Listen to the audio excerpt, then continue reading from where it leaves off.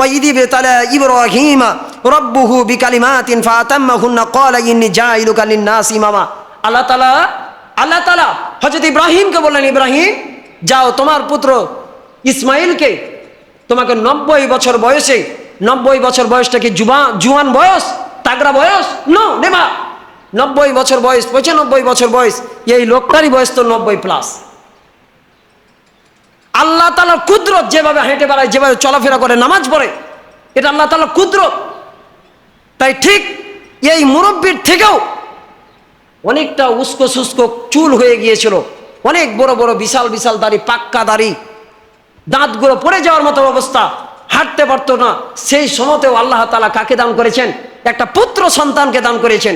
তাহলে কোনোদিন যে পুত্র সন্তান হয়নি, শেষ বয়সে ইসমাইলকে দান করেছেন।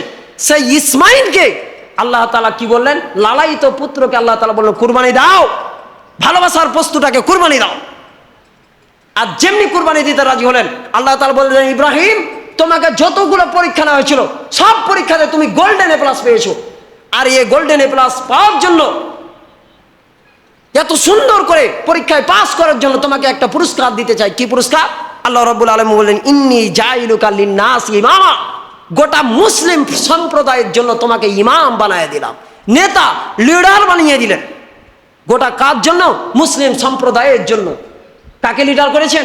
কাকে? আদিম যুগের আমাদের মুসলিম জাহানের পিতা কাকে তৈরি করেছেন? তিনি হচ্ছেন হযরত ইব্রাহিম খলিলুল্লাহ আলাইহিস সালাতু ওয়াস সালাম।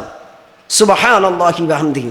তাই এই যে আল্লাহ তাআলা যে পরীক্ষা দান করেছেন, এই পরীক্ষার কিন্তু তিনি স্বয়ংভাবে যথাযথ মর্যাদা দিয়ে তিনি কিন্তু পাস করেছেন।